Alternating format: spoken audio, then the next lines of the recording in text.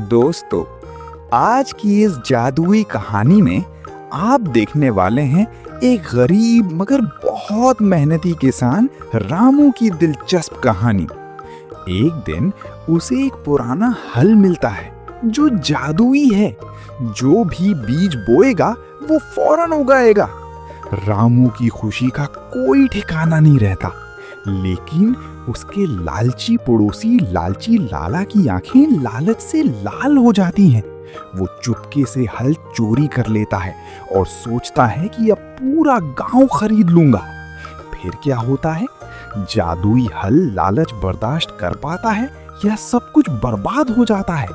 एक गरीब का खेत हरा भरा होगा या लालची का पूरा खेत तबाह? और आखिर में मिलेगा एक ऐसा सबक जो लालच के बारे में आपको हमेशा याद रहेगा। तो चलें पूरी कहानी शुरू करते हैं। गरीब किसान का जादुई हल और लालची खेत। एक छोटा सा गांव था जिसका नाम रामपुरा था। गांव के दरमियान एक पुराना कुआं था और चारों तरफ हरे भरे खेत थे। लेकिन ज्यादातर खेत खुश्क पड़े रहते थे क्योंकि बारिश कम होती थी। गांव में एक किसान रहता था जिसका नाम रामू किसान था। रामू बहुत मेहनती था मगर गरीब था। उसके पास सिर्फ 2 बीघा जमीन थी और एक पुराना हल। रामू की बीवी सीता और 2 छोटे बच्चे, बेटा मुन्ना 8 साल का और बेटी गुली 6 साल की, सब मिलकर घर चलाते थे।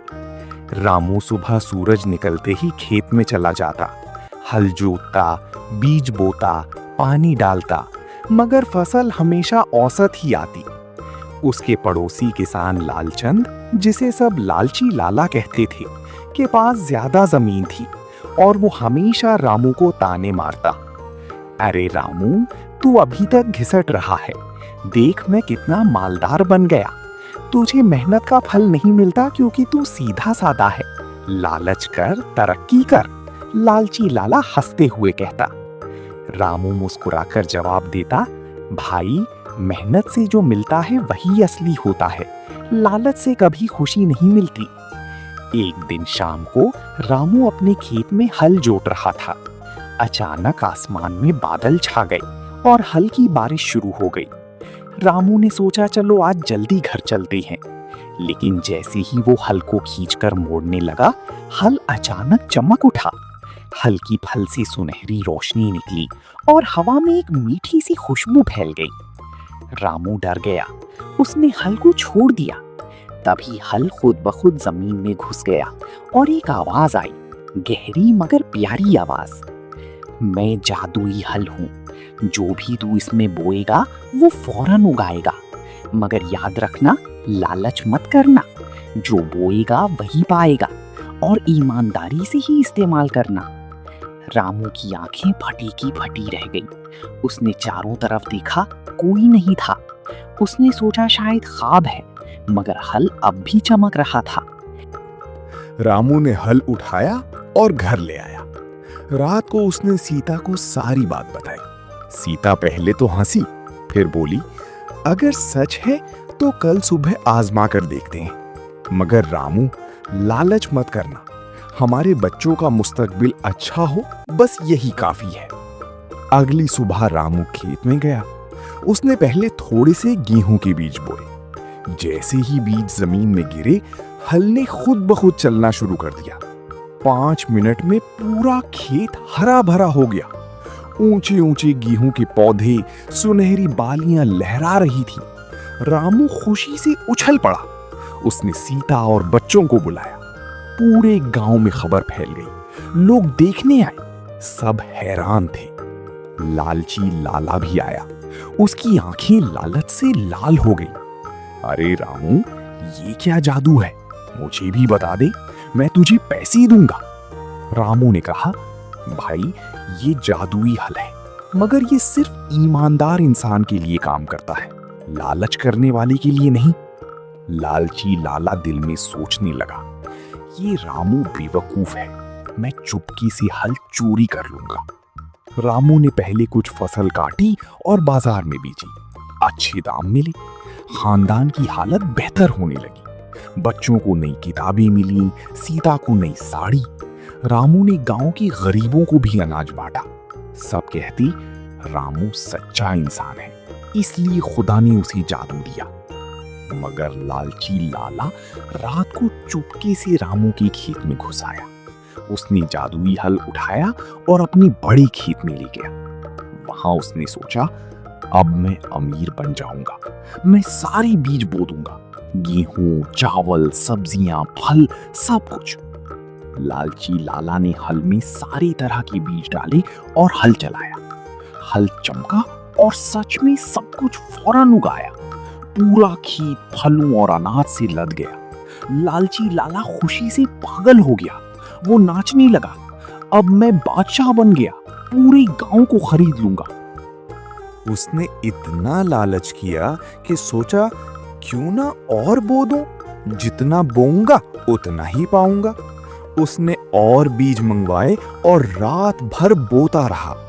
सुबह तक उसका पूरा खेत इतना भरा हुआ था कि दरख्तों की डालियां टूटने लगीं।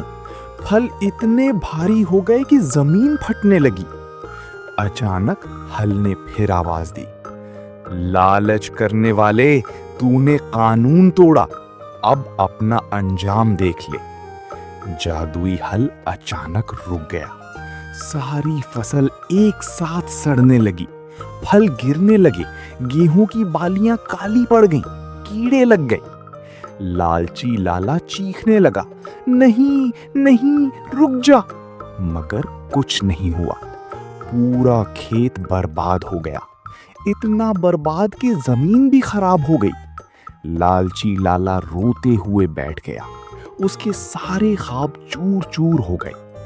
दूसरी तरफ रामू ने सिर्फ उतना ही बोया जितनी जरूरत थी। उसकी फसल अच्छी आई, मगर उसने लालच नहीं किया।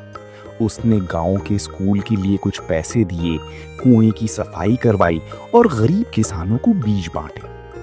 एक दिन लालची लाला रामू के घर आया। अब वो बहुत टूटा हुआ था।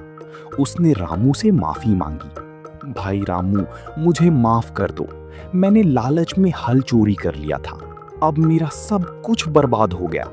मुझे सिखा दो कि सही तरीका क्या है।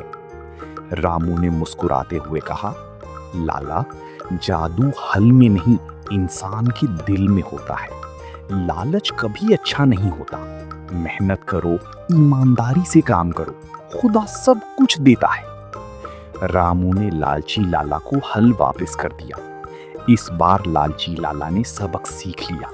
उसने थोड़ा थोड़ा बोया, मेहनत की और गांव वालों की मदद की। धीरे धीरे उसकी हालत भी बेहतर होने लगी।